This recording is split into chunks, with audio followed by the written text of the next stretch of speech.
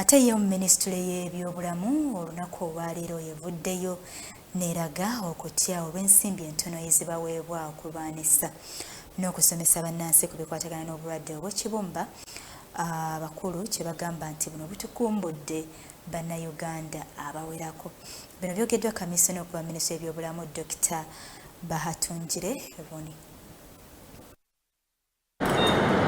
Alipoota yafulumizibwa ekitongole ekivunaanyizibwa ku byobulamu mu nsi yonna yalaga nti Uganda y'emu ku mawanga agatawaanyizibwa ennyo obulwadde bw'ekibumba omuzungu kyayita hepatitis B nga ku bantu 16 be bateeberezebwa okubeera n'obulwadde buno. Wabula ekizinga okwennyamiza kwe kubeera nga Minisitule evunaanyizibwa ku byobulamu wano mu Uganda eraga nti wakyaliwo obwetaavu obw'okulwanyisa obulwadde buno n'okusomesa bannayuganda wabula ng'ensimbi tewali. Globally, as of last year, we see that close to 19 countries were able to almost eliminate HIV and syphilis.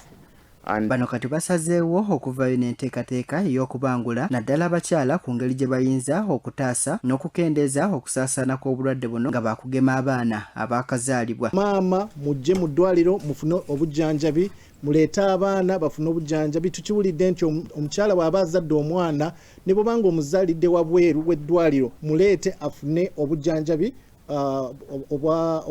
obulwadde bw'ekibumba gye tuyise birth dose eya hepatitis B.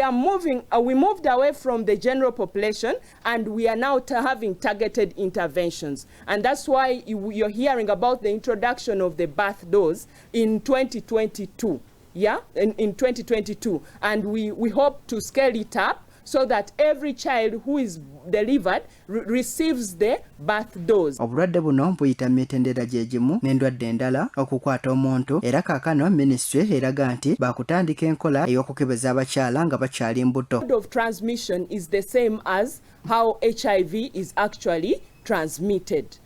So through sexual contact with someone who has the disease, through sharing shops, through blood transfusion, really from mother to child, and that has been emphasized. Okusinziira ku Dr Bahatungire D Ronnie avunaanyizibwa ku by'obujjanjabi Minisitule eno agamba okuziyiza kusingira ddala okujjanjaba newankubadde okuwonya ng'enkola eno yakuyambako obulwadde obutasaasaanyizibwa. Nga tugamba nti omulwadde bw'abazze okujjanjabibwa obulwadde bwa mukenenya ajjanjibwa obulwadde bwa mukenenya era addeyo ewaka. Nedda, twagala omuntu abazze mu ddwaliro afune services zino zonna omulundi gumu.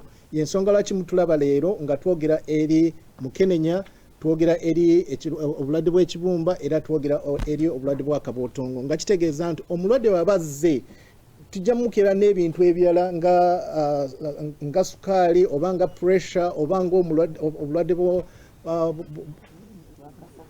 bwakafuba. Wabula ensonga y'ensimbi entono ezibawebwa ekyabatuuza obufoofofo nga ku buwumbi 10 bagamba baweebwako obuwumbi 8.5 bwokka. We don't have vaccines in country, but nevertheless we have been working so much. Ministry of Health has worked with Gavi, and Gavi has started funding in vaccines for hepatitis B. Wano bannyonnyodde endwadde zino kwe ziva era tutegeddeko nga bwe zisobola okujjanjabibwa sinakindi okwewalika. Tugezeeko n'amaanyi ennyo okulaba nti tufuna obujjanjabi ng'obudde nga bukyali tusobole okola ki okwataganira wamu tuziyize.